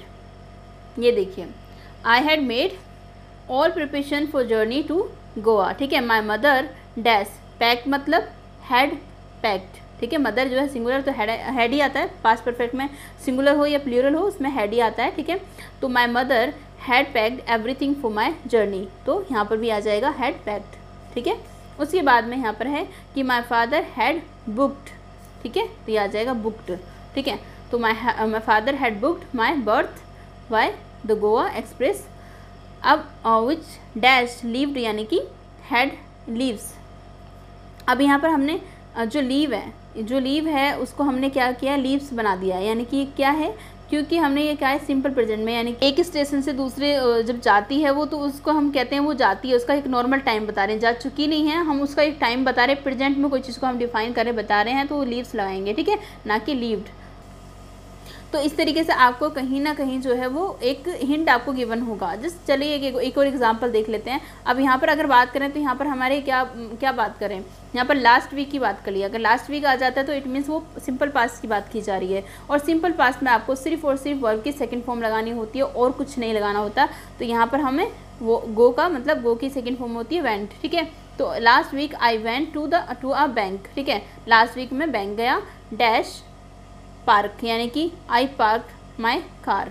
तो यहाँ पर इस तरीके से आपको हर सेंटेंस के अंदर कुछ ना कुछ तो हिंट गिवन होता है। यहाँ पर हम देख लेते हैं कि किस तरीके से आपको जो कनेक्टर्स होते हैं, यानी कि जो आपके कंजक्शंस होते हैं उनको कैसे कैसे आपको कनेक्ट करना होता है, किस तरीके से ये आप इसको ऐड मतलब इसको करते हो, किस तरीके से सॉल्व करते हो। इसके कुछ और एग्जाम्पल के साथ में वीडियो बनाऊंगी तो आप उनको भी देखिएगा, चैनल को सब्सक्राइब कर लें इसलिए, ठीक है। 4 मार्क्स में आता है I try to win the match, यानी कि मैंने मैच को यानी कि मैंने मैच को जीतने की कोशिश की, ठीक है। I could not win it as my opponent was a very strong player, मैं इसको नहीं जीत पाया क्योंकि मेरे ओपोनेंट था यानी कि अपोजिट था मेरे से, वो जो पर्सन था वो बहुत स्ट्रॉन्ग था, ठीक है। तो यहाँ पर हम क्या कह सकते हैं, इसको कैसे बनाना, आप इसको आपको बट से जोड़ना। बट का मतलब होता है लेकिन, यानी कि मैंने कोशिश की काम करने की लेकिन, ठीक है, मैं उस काम को नहीं कर पाया। तो आपको बनाना है कि I try to win the match but, ठीक है, I try to win the match but could not win it as my opponent was a very strong player. आपको सिंपल इसको ऐसे बना देना, देख सकते हैं आप यहाँ पर I try to win the match ये लिख रखा है यहाँ तक, फिर आपको फुल स्टॉप वहाँ से हटा देना है एंड बट लगा देना है, क्योंकि बट के साथ में फुल स्टॉप नहीं लगाना, ठीक है। तो बट कुड नॉट, आपको आई भी हटा देना है क्योंकि वो अपने बारे में बता रहा है, तो I try to win the match but could not win it as my opponent was a very strong player. तो जो चीज़ आपको यहाँ पर दे रखी है वो चीज़ सेम आपको लिखनी है, बस एक फुल स्टॉप हटा देना है और एक आपको सब्जेक्ट दूसरा वाला हटा के सेम चीज़ यहाँ पर ऐड कर देनी है, बस सेंटेंस को ऐड करना आना चाहिए, ठीक है, मतलब सेंटेंस को कनेक्ट करना आपको आना चाहिए, ठीक है। तो आपके जो ये कंजक्शंस हैं और जो आपके रिपोर्टेड स्पीच हैं ये आपके नॉर्मल, आप यहाँ से इसके सॉल्यूशन तो देख सकते हैं, बट इसको मैं दूसरी वीडियो में कराऊंगी क्योंकि ये एक बड़ा टॉपिक है। इसको कराने के लिए, इसको समझाने के लिए अभी डायरेक्टली मैं इनके आंसर भी आपको आंसर आप उसको देख भी सकते हैं, बट एक ही वीडियो के अंदर इसको मैं नहीं बता पाऊंगी। इसके लिए अलग से ये टॉपिक, क्योंकि काफ़ी बड़े टॉपिक हैं, तो इनको मैं अलग से समझा दूंगी ताकि आप इनको आसानी से कर पाएँ। बट इससे अलग भी आपने जितना और मैं बता रही हूँ, अगर आपने उसको भी प्रिपेयर कर लिया तो आप 100% अच्छे मार्क्स से पास हो जाएंगे, ठीक है। तो यहाँ से आप इसके आंसर देख सकते हैं, बट फिलहाल इस वीडियो में आप इसको समझा नहीं रही हूँ, ठीक है। फिर आपको पूछा जाएगा एक, आपको 100 वर्ड्स में क्या लिखना है, एक पैराग्राफ लिखना है। तो पैराग्राफ आपको कुछ भी एक टॉपिक दे दिया जाएगा, माय चाइल्डहुड मेमोरीज, मेरे बचपन की यादें, या फिर माय फेवरेट फिल्म हीरो। आपको इन तीनों टॉपिक्स में से कोई भी एक टॉपिक लेना है और उसके बारे में आपको इंग्लिश के अगर सेंटेंस आते हैं बनाने, आपको अगर आपकी कोई स्टोरी ऐसी है जो कि आपके फेवरेट हीरो के ऊपर है या किसी के ऊपर भी है, कोई भी बेस उस पर आ सकती है, तो उनके बारे में आपको लिखना है। कितने वर्ड्स में लिखना है, ये लिखना है आपको सिर्फ 100 वर्ड्स में। कुछ एग्जाम्पल के तौर पर यहाँ पर दिया हुआ है, बट इनको याद करने का कोई फ़ायदा नहीं क्योंकि सेम ये रिपीट नहीं होती है, आपको किसी भी टॉपिक पे पूछ ले जाएंगे, इसलिए कोशिश करें सेंटेंस अपने अच्छे करें, ठीक है। चलिए, उसके बाद में इम्पोर्टेंट जो टॉपिक आ जाता है वो आ जाता है आपका लेटर। तो हमने जो बात की थी, पैसेज की बात की थी, एक्टिव पैसिव वॉइस की बात की थी। अब हम देखो हमने ये कर लिए, पैसेज कर लिए, दोनों कर लिए, एक्टिव पैसिव वॉइस देख लिए, स्टेटमेंट भी देख ली जहाँ पर हमने फिल इन द ब्लैंक्स करे थे, वो भी बहुत आसानी से, समरी के बारे में मैंने आपको बता दिया, ठीक है। और हमने एक्सट्रैक्ट भी कर लिए 8 मार्क्स के। अब हमारे पास रह गया लेटर राइटिंग और जो पैसेज में करेक्शन वाला है वो करना, ठीक है। तो हम इनको कर लेते हैं। सबसे पहले अगर हम लेटर की बात करें तो लेटर जो है उसको आपको लिखने के लिए आएगा या तो बैंक मैनेजर को लिखने के लिए आ सकता है, मतलब फॉर्मल, या तो आपको लेटर फॉर्मल लिखने के लिए आएगा या इनफॉर्मल लिखने के लिए आएगा। अब मैं आपको लेटर का फॉर्मेट बता देती हूँ। वो कुछ इस तरीके का होगा। यानी कि सबसे पहले इनफॉर्मल लेटर भी आ सकता है कि आपको अपने फ्रेंड को लेटर लिखना है, अपने फादर को लेटर लिखना है, तो आपको अगर फॉर्मेट आता है तो आप आसानी से लेटर लिख पाएंगे। इसके लिए मैं आपको फॉर्मेट बता रही हूँ। इनफॉर्मल लेटर लिखने के लिए आपको चाहिए, सबसे पहले आपको अपना एड्रेस लिखना होता है, यानी कि सेंडर का एड्रेस, ठीक है, सेंडर्स एड्रेस। अब सेंडर एड्रेस कौन सा होता है, मतलब जो एड्रेस जो लेटर लिख रहा होता है वो सेंडर होता है, ठीक है।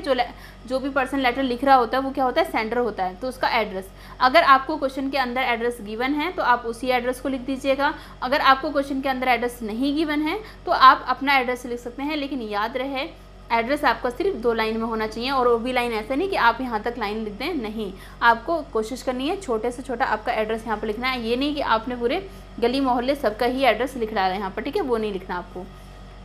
1 लाइन का यहाँ पर आपको गैप देना है। देन उसके बाद में आपको डेट लिखनी है। मान लीजिए आपका 12 अक्टूबर को एग्ज़ाम है तो आपको ये लिखना है। अगर आपका जो है वो एग्ज़ाम है नवंबर में है तो आपको यहाँ पर नवंबर की डेट लिख देनी है, ठीक है। यहाँ पर आपको डेट लिखना है, फिर उसके आगे इस तरीके से डेट लिख देनी है। फिर उसके बाद में आपको याद रहे ऐसा डेट मत लिखिएगा 12/10/2021, ऐसा डेट मत लिखिएगा, ये गलत तरीका है। आपको इस तरीके से डेट लिखनी है, ठीक है। चलिए, उसके बाद में हमें यहाँ पर फिर 1 लाइन का गैप देना है। 1 लाइन का गैप देने के बाद में आपको लिखना है आपके जो भी डियर फादर, डियर आपके फ्रेंड का नाम सुमन, ठीक है, या जो भी नाम आपको लिखना है, जो भी आपके फ्रेंड का नाम है, जिसको भी आप लिख रहे हैं, फादर, मदर, ब्रदर, सिस्टर, ठीक है। तो डियर लगा के आपको उनका नाम लिखना है। फिर आपको 1 लाइन का गैप देना है एंड देन उसके बाद में आपको लिखना स्टार्ट कर देना है कि I hope my letter finds you in good health. ठीक ठाक हैं जब आपको मेरा ये लेटर मिला है, ठीक है। You will be glad to know, आपको भी जानकर खुशी होगी कि, अब आप यहाँ पर वो लिख दीजिए जो कि जिसके बारे में आप लिख रहे हैं, यानी कि दिस आपको यहाँ पर वो लिखना है जो भी आपका सब्जेक्ट है जिसके बारे में आप बताना चाहते हैं, जिस चीज़ के लिए आप लेटर लिख रहे हैं कि आप पास हो गए, आपको जान के ये खुशी होगी कि मैं पास हो गई, या फिर जो भी चीज़ है यहाँ पर लिख देनी है, ठीक है। देन उसके बाद में है कि this is where you have to write in detail in a informal personal tone, यानी पर्सनल टोन में आप क्या कर सकते हैं, बात कर सकते हैं एक फ्रेंड से, एक फादर से, एक सिस्टर से, जो भी आपको पर्सनल उसमें बात करनी है कि ऐसा ऐसा हुआ, जो भी है, जो भी आपकी कहानी है वो आपको यहाँ पर लिख देनी है, ठीक है। सबसे पहले आपको पैरा 1 लिखना है। You can write in brief about purpose of writing, आप लिख क्या रहे हैं, तो जो भी आप ये लिखेंगे उसको पहले तो आपको पैरा 1 लिखना है, एक पैराग्राफ लिखना है, छोटा सा पैरा लिखना है, आपको ज़्यादा बड़ा नहीं, ऐसे नहीं कि बहुत बड़ा आपको कर देना ये, ठीक है। छोटे से पैराग्राफ लिखना है 3 या 4 लाइन में। उसको आपको लिखना है कि आपको पर्पस बताना है, किस लिए आप ये लेटर लिख रहे हो, किस वजह से, आपको फ़ीस मंगानी है, आपको कोई और पर्पस है, या आप किसी को कॉन्ग्रेचुलेशन बोल रहे हैं, या फिर कोई भी चीज़ है, तो उस पर्पस को आपको यहाँ पर बताना है। फिर उसके बाद में उस पर्पस के बारे में आपको थोड़ा डिटेल में बता देना है, ठीक है। विद लव, इतना सब कुछ लिखने के बाद में फिर आपको यहाँ पर लास्ट में लिखना है कि विद लव, ठीक है।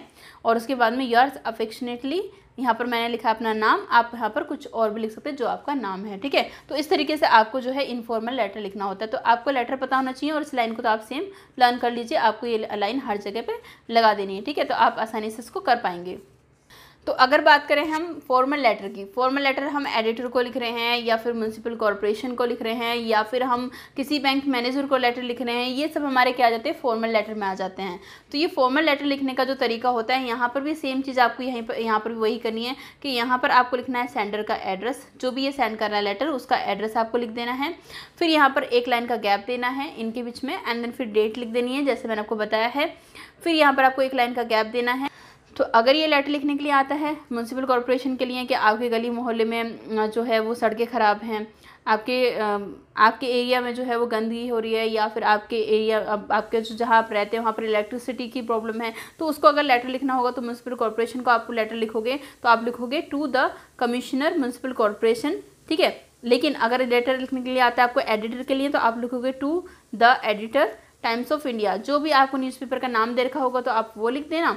अदरवाइज अपनी तरफ से टाइम्स ऑफ इंडिया या जो भी न्यूज़पेपर होगा आप वहाँ पर वो लिख दीजिएगा, ठीक है। जो रिसीवर है ये कहाँ पर है उसका एड्रेस यहाँ पर आपको लिखना है। रिसीवर का एड्रेस मतलब ये एडिटर, ये टाइम्स ऑफ इंडिया कहाँ पर इसका ऑफिस है, क्या है, तो आपको उसके बारे में यहाँ पर लिख देना है, ठीक है। देन उसके बाद में आपको 1 लाइन का गैप देना है एंड देन फिर आपको सब्जेक्ट लिखना है। याद रहे सब्जेक्ट शुड बी इन 3 और 4 वर्ड्स, ऐसा नहीं कि आप पूरी लाइन या पूरा ही आपका जो भी प्रॉब्लम है उसको पूरी यहाँ पर लिख दें। यहाँ पर आपको ऐसा नहीं करना, आपको लिखना है 3 से 4 वर्ड्स में आपको क्या करना है, लेटर वो जो प्रॉब्लम है उसको यहाँ पर लिखना है, ठीक है। सब्जेक्ट लिखना है आपको, तो आप सब्जेक्ट लिख सकते हो कि प्रॉब्लम क्या है, आप किसके बारे में बात करना चाह रहे हो, ठीक है। तो जो भी आपकी प्रॉब्लम है वो यहाँ पर आपको लिख देनी है। एंड देन उसके बाद में आपको सर या मैडम जो भी आप लिखोगे उसके बाद में एक लाइन का गैप देना है। थ्रू दिस लेटर, इस लेटर के थ्रू I would like to draw your attention to the subject means problem, ठीक है।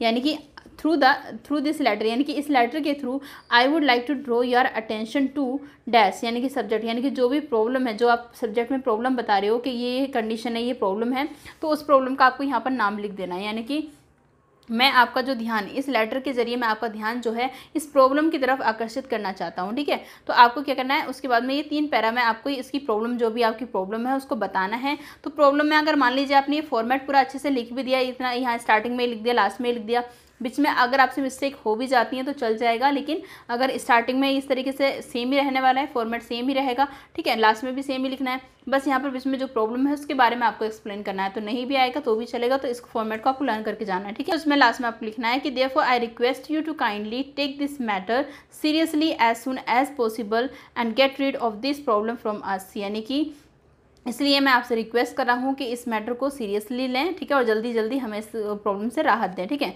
उसके बाद में लास्ट में आपको लिख देना योर्स फेथफुली, नाम लिख देना है अपना और सिग्नेचर कर देना है। जो भी आप लेटर लिख रहे हैं यहाँ पर मैंने अपना नाम लिखना है, ठीक है।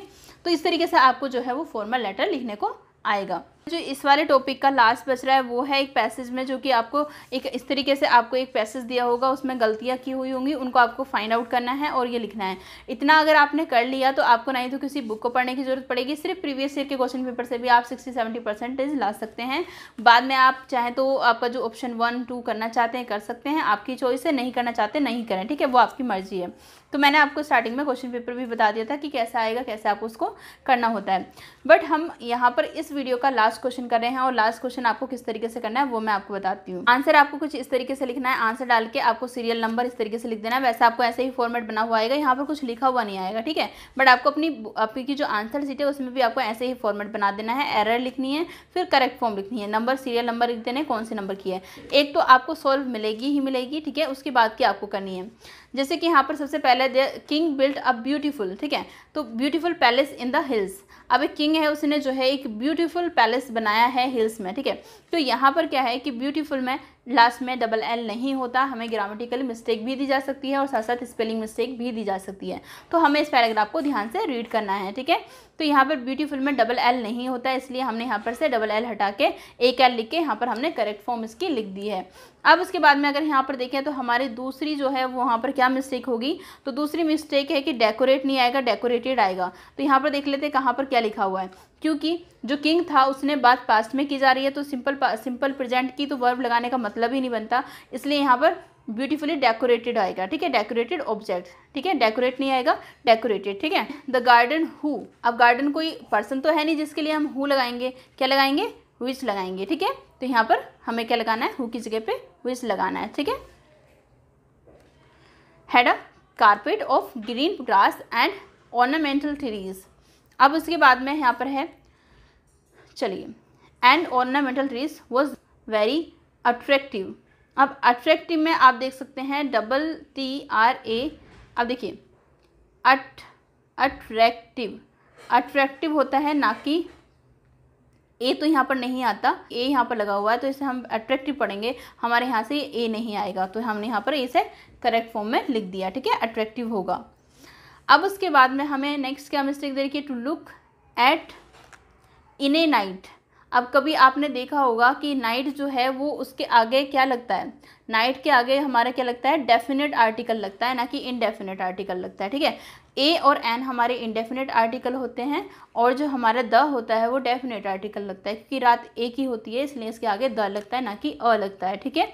तो इन द नाइट, ठीक है, रात में, इन द नाइट आएगा, ना कि इन अ नाइट आएगा। तो यहाँ से हमने इसको गलती को फाइंड आउट कर लिया, क्या थी यहाँ पर हमारे आर्टिकल्स की जो थी हमें मिस्टेक दी हुई थी, ठीक है। तो यहाँ से आपको ग्रामर में से कुछ भी पार्ट के जो है वो पूछ ले जाएंगे इस तरीके से, ठीक है। तो यहाँ पर आपसे स्पेलिंग मिस्टेक भी दी जा सकती है, ग्रामेटिकल मिस्टेक भी दी जा सकती है। नेक्स्ट हमारी गलती क्या है, नेक्स्ट इसमें गलती है ब्यूटीफुली लिट, ठीक है, तब कि यहाँ पर क्या होगा, लिट पैलेस, यानी कि ब्यूटीफुल लिट पैलेस, ठीक है। तो यहाँ पर क्या होगा, ब्यूटीफुल होगा, ना कि ब्यूटीफुली, ठीक है। उसके बाद में हमारा है शाइनिंग, ठीक है। तो SHNNING दे रखा है, तब कि इसमें एक एन होता है ना कि डबल एन होता है, तो यहाँ पर हम लिखा देंगे शाइनिंग, ठीक है। तो ये हमारे कुछ इस तरीके से 6 क्वेश्चंस आपको यहाँ से फाइंड आउट करने हैं, ठीक है। ये जो मिस्टेक है आपको यहाँ से फाइंड आउट करनी है और फिर उनको करेक्ट करके लिखना है। तो इतना अगर आप कर लेते हैं तो आप आसानी से यहाँ पर ये और प्लस ये के मार्क्स मिला के 60 to 70 मार्क्स बहुत आसानी से गेन कर सकते हैं। तो फ्रेंड्स, आपको इतना ज़्यादा टॉपिक करने की ज़रूरत नहीं है, आपको बुक्स के सभी चैप्टर्स को, क्वेश्चंस को लर्न करने की ज़रूरत नहीं है, बहुत सारे ग्रामर पार्ट आपको करने की ज़रूरत नहीं है। मैंने आपको यहाँ पर जो बताया है, पैसेज कर लीजिए, एक्टिव पैसिव वॉइस कर लीजिए, लेटर कर लीजिए, लेटर के फॉर्मेट सीख लीजिए, ठीक है। एंड स्टेटमेंट जो फिल इन द ब्लैंक्स वाली स्टेटमेंट्स है वो कर लीजिए, समरी लिखनी सीख लीजिए, एंड पैसेज जो करेक्शन वाला वो बताया वो कर लीजिए, और एक्सट्रैक्ट वाले के लिए आपको क्या करना है, जैसे कि मैंने आपको बताया कैसे कैसे इसको सॉल्व करना है वो कर लीजिए। बहुत आसानी से आप इंग्लिश का पेपर बहुत ही अच्छे मार्क्स से मतलब पास कर सकते हैं। अब ये कुछ क्वेश्चंस हैं जिनको कि आपको स्क्रीनशॉट लेके इनकी आपको प्रैक्टिस करनी है, ठीक है। इनका जो आंसर है, इनका आंसर भी अभी आपको यहाँ पर दिखा दिया जाएगा, लेकिन आप जब प्रैक्टिस करें तो पहले क्वेश्चन को देखिए, खुद से प्रैक्टिस करिए, देन उसके बाद में इनके आंसर्स आपको देखने हैं, ठीक है, ताकि आप आसानी से इनको अच्छे से कर सकें। तो यहाँ पर ये देख सकते हैं आप, यहाँ पर इनके आंसर भी मैंने साथ में लिख दिए हैं, ठीक है। आप यहाँ पर देख सकते हैं इनके आंसर यहाँ पर गिवन है, तो आप इस तरीके से इसको कर सकते हैं। यहाँ पर मैंने एक समरी ली है, समरी में आप देख सकते हैं यहाँ पर ये इस तरीके से आपको दिया गया है, आपको एक समरी में ये समरी है, इसको किस तरीके से आपको इसको बनाना है समरी को वो आप देख लीजिए यहाँ पर कैसे यहाँ पर बनाइए। तो ये लास्ट में मैंने इसलिए किए ताकि आप प्रैक्टिस कर सकें इन क्वेश्चंस की इनको अच्छे से, ठीक है। अब यहाँ पर एक एक्सट्रैक्ट है, इसको भी आप देख लीजिए कैसे मैंने इस एक्सट्रैक्ट को सॉल्व किया है वो भी आप देख लीजिए, ठीक है। ये देखिए यहाँ पर इसके आंसर्स कैसे आपको देने हैं वो यहाँ पर देख लीजिए। बी पार्ट है, ठीक है, बी में आपको किस तरीके से इसके आंसर्स देने हैं।